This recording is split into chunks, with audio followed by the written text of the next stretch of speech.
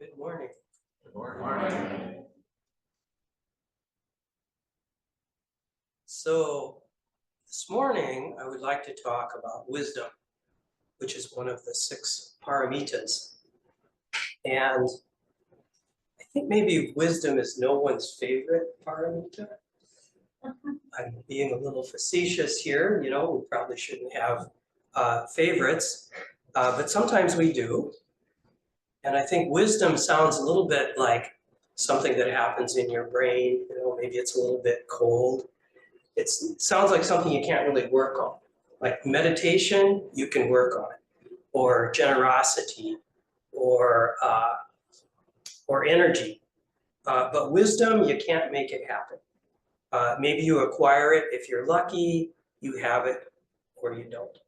So I tend not to talk about wisdom very much, but I'm going to try to make up for that this morning.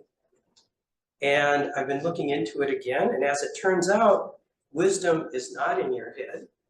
It's the opposite, and it's about life. It's about dear, sweet, scary life. And it happens more in the bones and in the flesh than it does in the head. And it happens in the relationships between things. And that's what I would like to hopefully get to this morning. Wisdom is not a thing that you can have. It's a thing that happens. And that's good because it kind of takes the pressure off. We don't have to find or acquire it or possess it or keep it. We just have to participate. We just have to show up. We don't have to have a quality or be a certain way. We just need to stand up in the moment. We just need to be here. So it's about relationships. And really, when you think about it, the paramitas as a whole are really about relationships, because it's well known, if you study the 6 paramitas, of which wisdom is one, that the paramitas have been greatly emphasized in Mahayana Buddhism, because it was thought that the original teaching of the Buddha, as interpreted by his followers, was a little deficient when it came to reaching out and taking care of others. There was a bit too much emphasis on personal salvation, so to speak. So the paramitas added patience, which has a lot to do, I think, with dealing with others, and especially generosity. And these things are consistent with the bodhisattva ideal. And the bodhisattva ideal, which was added by Mahayana Buddhism, 500 maybe to 800 years after the Buddha lived, is all about relationships. It's about caring for others. The bodhisattva is a being, a sort of idealized being who devotes himself to serving others, helping others be liberated. So the 6 paramitas are generosity, discipline, patience, energy, meditation, and wisdom. And there are 4 more. Sometimes they're listed as 10. The last 4 are skillful means, vow, power, and knowledge. And I won't say much about them. I'll just note that skillful means is also very much about relationships between things. How can I use skillful means to save all beings? So paramita is a Sanskrit term, so it comes from ancient India, and it means that which has reached the other shore. So a paramita is defined as a perfection practiced by a bodhisattva, and sometimes they're referred to as the 6 perfections. Wisdom in Sanskrit is prajna, and we put the 2 words together sometimes to say prajna paramita, the great wisdom that reaches the other shore. And that name, prajna paramita, has been applied to about 40 different Mahayana sutras to designate them as being, as taking a certain approach. So prajna combines pra, which means before, with nya, which is hard to pronounce on its own, But prajna, so it means, the second part means knowing. So literally, prajna means before knowing. And I think one reason that prajna can seem a little cold when we consider it is that it's always translated as wisdom in English, and wisdom can have certain connotations, which I think can maybe interfere with our understanding. Because prajna is not the same as wisdom that comes from conventional learning. Prajna is not logical or rational, although it may include those things. I'll talk a little bit more about that later. But it's deeper in your bones than the logical and the rational.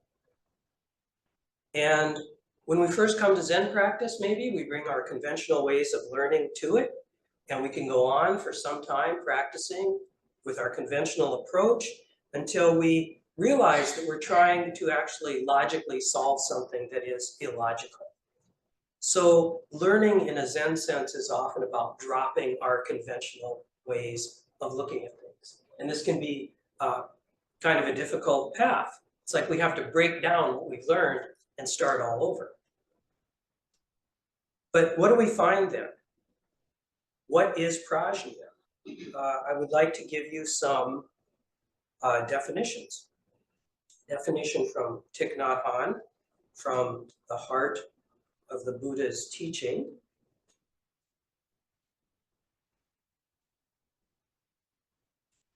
The sixth petal of the flower is prajna paramita, the perfection of understanding. This is the highest kind of understanding, free from all knowledge, concepts, ideas, and views.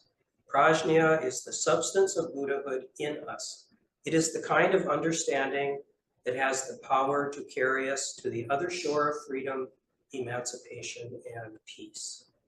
So prajna, according to Thich Nhat Hanh, is marked by an absence of views. And this means, I think, that really is the opposite of conventional learning, which is about forming views, figuring things out and then having views about them. The Princeton Dictionary of Buddhism says prajna is typically translated as wisdom, but has connotations perhaps closer to gnosis, which is knowledge of spiritual mysteries, awareness, and in some contexts, cognition. So an understanding of reality that transcends ordinary comprehension. The Oxford Dictionary says it's an intuitive apprehension.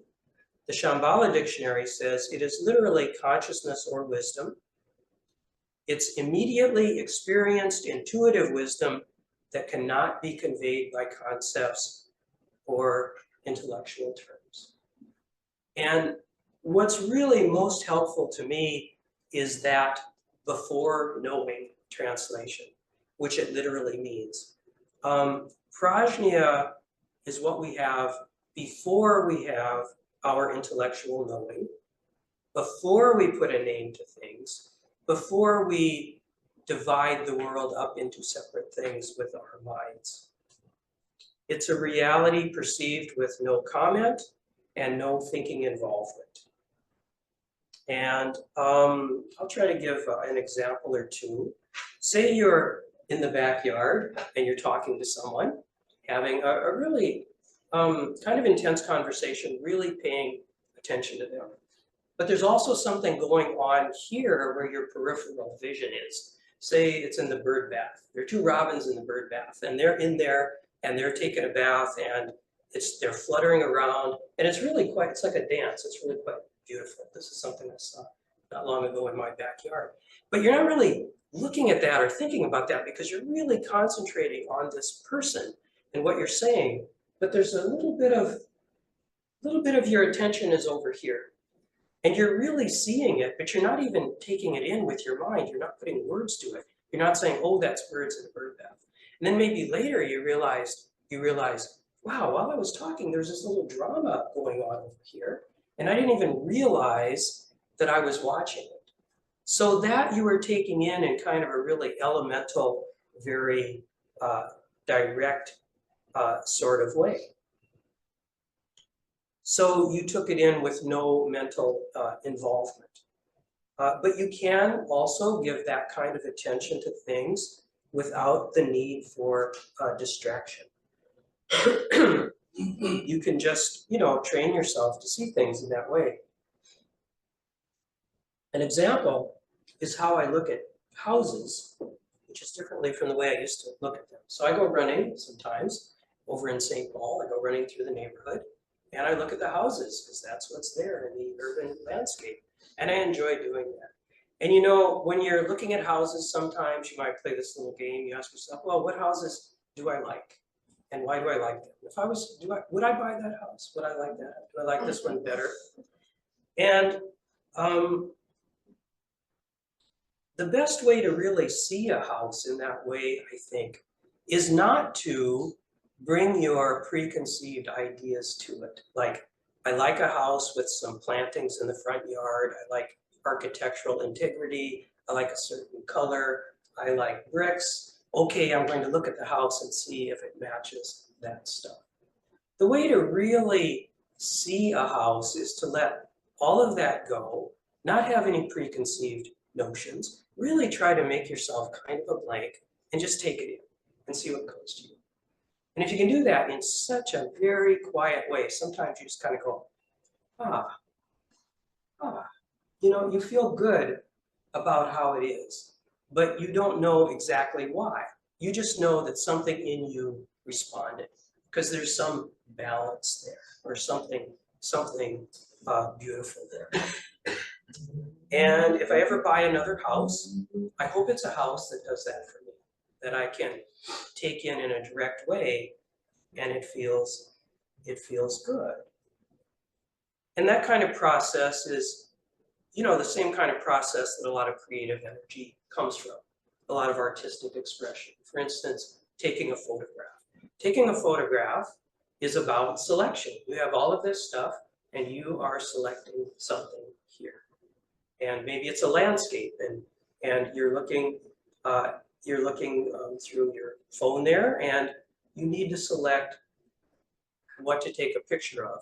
And I suppose you could bring all kinds of criteria to that, like there should be certain proportions, there should be foreground, there should be background. Maybe you could come up with a mathematical formula for what's best. But I don't do that. I put my camera up there and I just try to shut everything off and I just move it till it feels just right. Like that's it. That's it. There is this point of, maybe it's a point of tension, maybe it's a point of balance. Here things are balanced, but they also have that tension, those things together. So prajna, that kind of direct seeing can manifest itself in the simplest, quietest way as this immediate pre-thought taking in of stuff, and your conscious mind may not even be aware that it's happening. Or sometimes it manifests itself kind of spectacularly.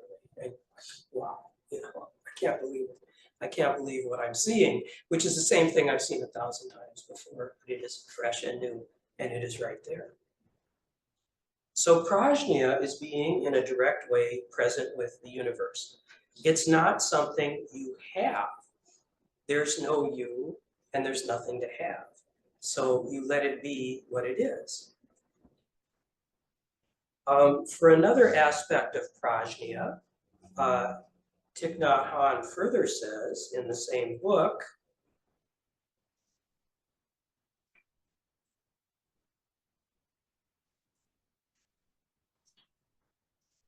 in Mahayana Buddhism, prajna paramita is described as the mother of all Buddhas. Everything that is good, beautiful, and true is born from our mother, prajna paramita. She is in us. We only need to touch her to help her manifest herself.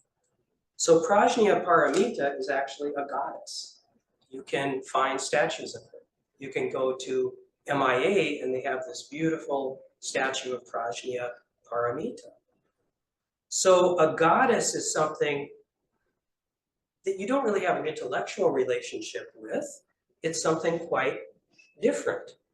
And I think in thinking about wisdom in this way, we've come pretty far from something that happens intellectually or something you can possess. You can't possess a goddess. You can only honor a goddess. Now, there is a place in Prajna for discriminative thinking and conventional knowledge, and that aspect is emphasized in various sources. And I think we could really get into the weeds with that, and I don't want to, but I'll just say a bit about it. Here's a quote.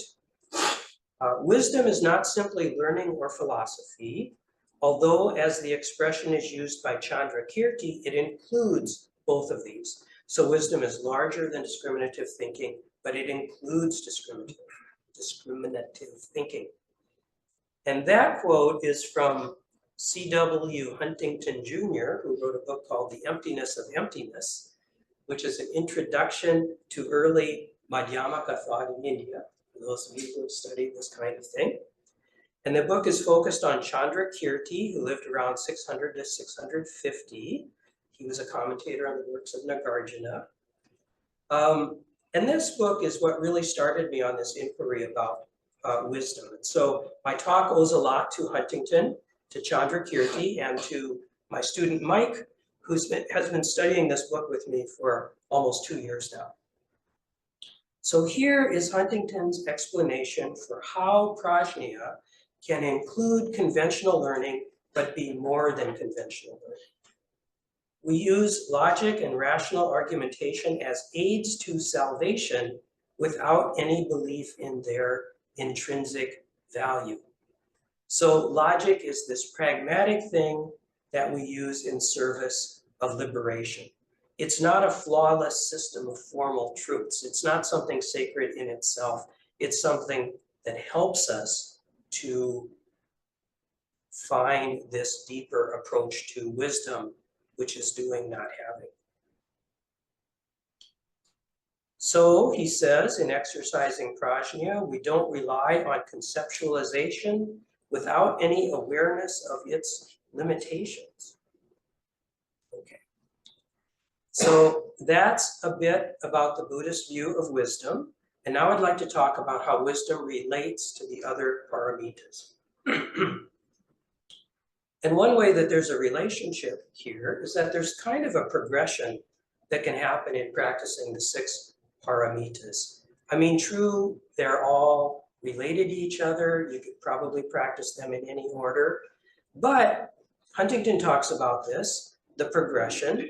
The first 4 paramitas, generosity, morality, patience, and energy, are virtues that we cultivate.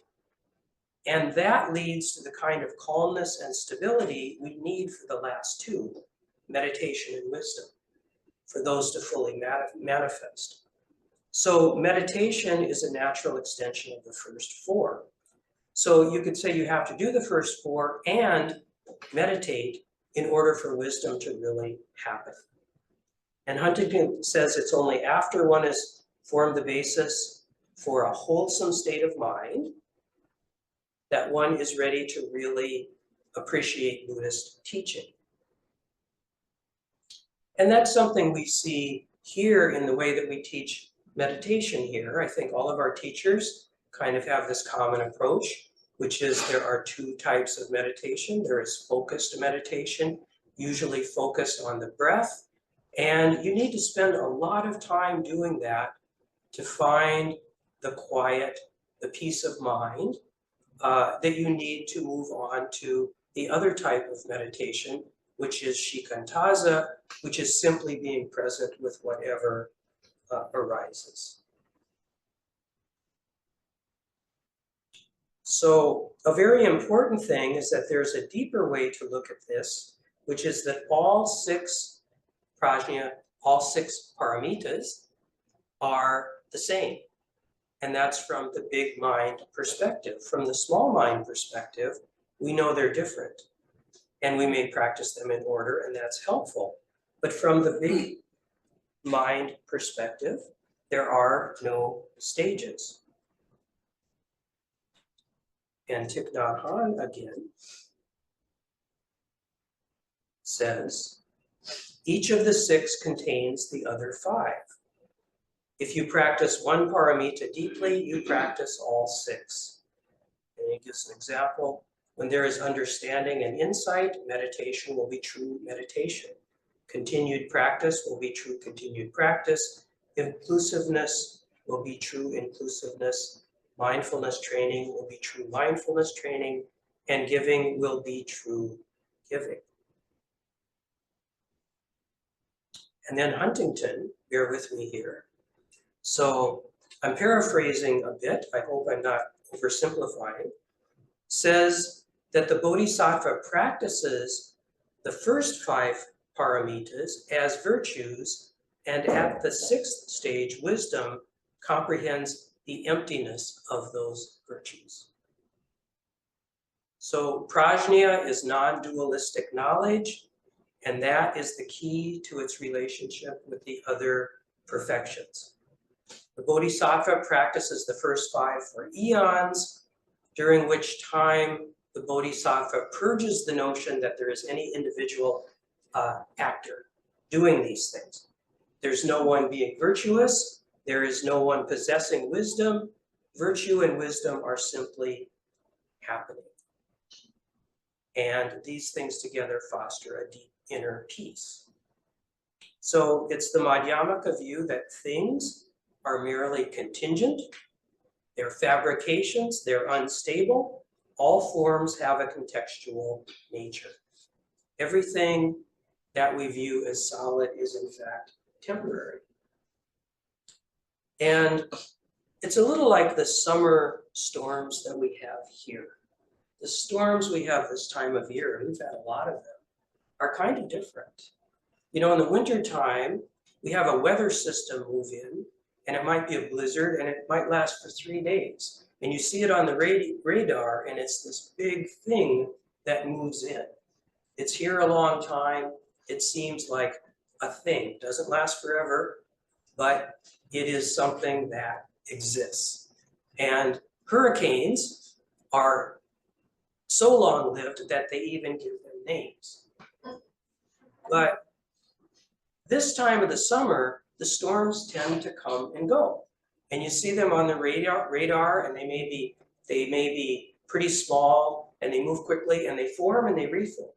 And so it's really hard for the weather people to predict whether you'll get rain or not. And they might cover just a small area. There was one day, I live in St. Paul, where I think about 5 miles north of us in Rosedale, in Roseville, they had like 2.5 inches of rain, and we got about 1/4 inch because it was so very localized. So these storms are pretty ephemeral. And I remember one time being in western Nebraska, northwestern Nebraska, at the Niobrara National Wildlife Refuge, which is a beautiful place. And I was watching some buffalo, and I was in kind of a high place. And the sky, you know, is so big out there in the west. And this storm kind of came in, or it was kind of forming. And it took up maybe less than 1/4 of the sky. But it was this really intense storm with thunder and lightning and everything. And it kind of comes together, and you can see that it's really raining over there, not raining here at all. And pretty fast it dissipates again. So you could try to give that a name. You could name that storm number 20 billion and something. But that would be kind of silly because it's so ephemeral. And it's just causes and conditions coming together for the briefest time. You know, air, water, these things come together.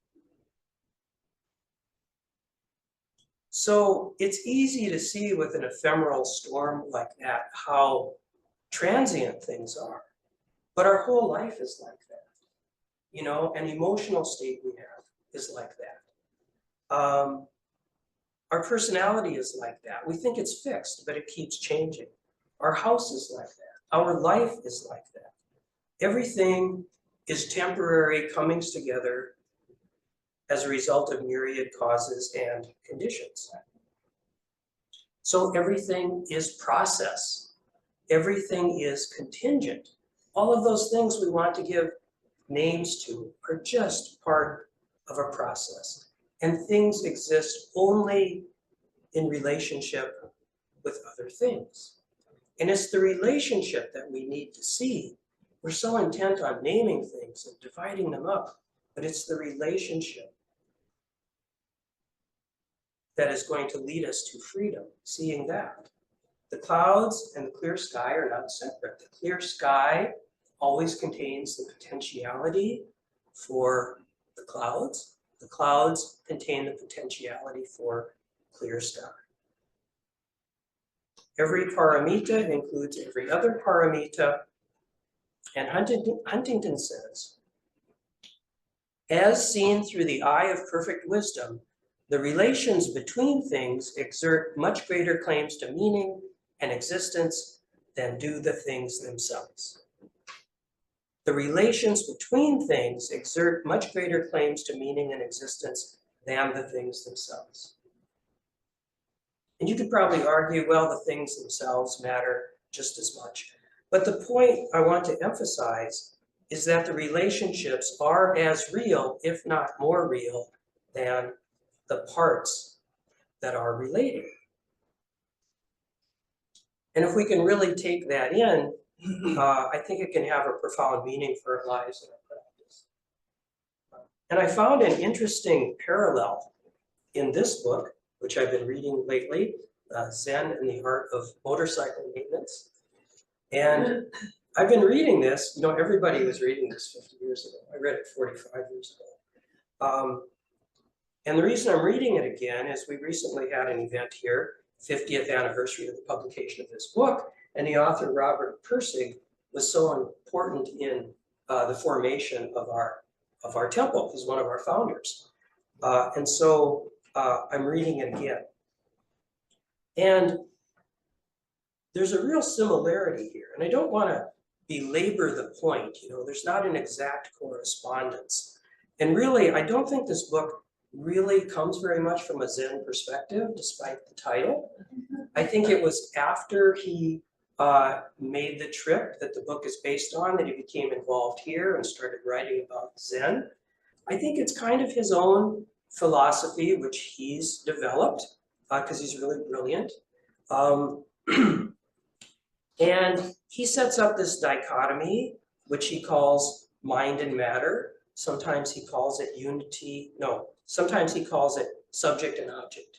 And that's very similar to the dichotomies we set up of emptiness and form, unity and difference.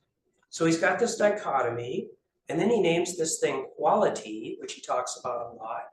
Quality is kind of that inexplicable thing, some kind of magic that's going to help us to experience the duality in sort of a non-dual way. So we might call it Zen, he calls it quality. And he says, eventually he saw, he refers to his previous self, eventually he saw that quality couldn't be independently related with either the subject or the object, but could be found only in the relationship of the two with each other. It is the point at which subject and object meet. Quality is not a thing, it is an event. So quality is an event, wisdom is an event. It's not something you can possess. Ted is not a person, he's an event, an unfolding series of events, Ted and non-Ted in relationship here. And so prajna is seeing that it's the process, that it's the relationships, and not just seeing that, but being it, being a part of it, participating. It's not about knowing. Knowing is one step removed from being. True prajna is in just being. So if this is true, I can make better sense of my life, seeing how I'm related to everything, how I'm part of this constant web of events that is always unfolding. Or to take the I out of it, everything is related and events are unfolding. Things unfold, or arise constantly together. That's dependent origination. And this helps me because I don't need to cling to that illusion of permanence. I don't need to cling to the illusion of separation. It's not about me. And that's really liberation. I mean, don't we get tired of dragging the same old personality around all the time? It's not about me. There's a freedom in this. And there are great implications for living our lives because compassion naturally follows. If it's not about me, if it's about relationships, I will expend my energy looking after the things I'm related to. I can fix myself by fixing what's over there. And ethics naturally follows from compassion, and action naturally follows because we can't pay proper attention to the relationships without looking after them. So we take our place in this great, constant, dependent co-arising. I may hurt when I'm alone and I'm wrapped up in myself, but I'm liberated when someone else comes along and we can do things together. So wisdom, it turns out, is freedom. It is wise action in harmony with things as they are. And what does it mean for our practice? It means just practice. We take our place through practice. And that's what I have to say. And I thank you for your kind attention. I know some of that got a little dense, but sometimes we do that. Sometimes we don't. So, thanks for listening. And would anyone like to say something at this point? Yes, Aaron. I found it interesting that Manjushri didn't come up. Because when I think of wisdom, I think of Bodhisattva Manjushri. Is it a time issue? Did Manjushri come later after the Paramitas or long before? Or how would Manjushri fit into your talk? How would Manjushri fit into my talk? Yeah, I could have talked about Manjushri because I did talk about the Bodhisattva ideal, and it would have made sense at that point, to point out we have Avalokiteshvara, compassion, and we have Jizo, and that Manjushri, with his sword that cuts through delusion, is about wisdom. It would have made sense to mention him there as an example. So Manjushri is a personalized, idealized figure representing wisdom to us. And for years we had him on the altar, sitting on a lion, serenely. And I love that statue because it's such a good image of how we can be in the world, being serene in this world of chaos. So that would have been a good way also to talk about, I think, a non-intellectual approach to wisdom. There's his sword that cuts through delusion, but there's also that great serenity. So yeah, that would have been good. But you can't say everything every time. But thank you. Yeah. Yes, Barbara. Thank you for your talk. Yes. And as I followed it,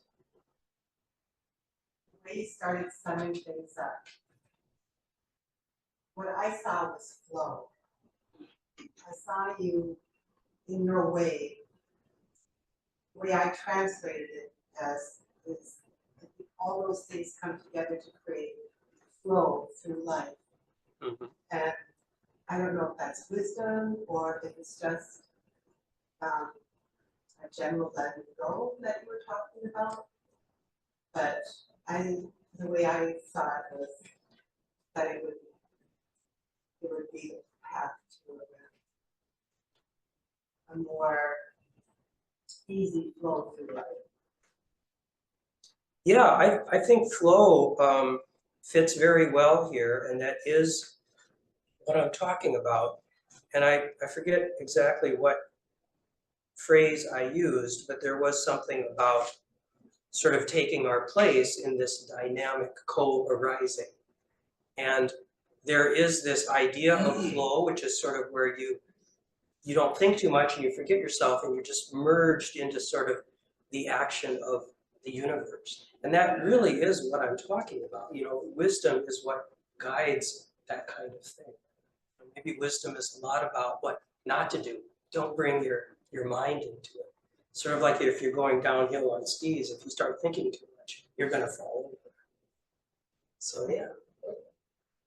Yes? One thing I'm curious about is I've always heard like wisdom kind of associated with intuition. In like this specific sense, like do those two things relate, or is it more of like a universal principle? I think intuition really does relate, and one or two of those definitions I read did have the word intuition in them. And I feel like we have a good intuition about stuff, but we don't always trust it. And that's been my experience. And at one point, I sort of noticed how someone asks a question, a word immediately pops into my head, and then I start thinking about it, and I think, oh, that's probably not it. There's some different answer. And I've kind of learned more to trust those immediate things that kind of rise up from the subconscious. I think thinking really gets in the way of seeing what's intuitive. So that fits in very well with what I'm saying as well.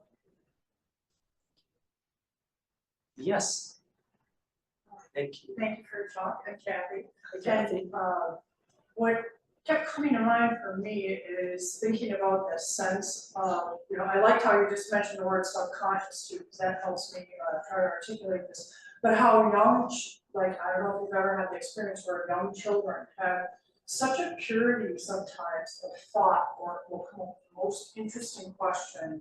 And I remember speaking to actually a Catholic Montessori teacher one time about this, and she said that's why she loves her job, is because these beautiful insights come through the children.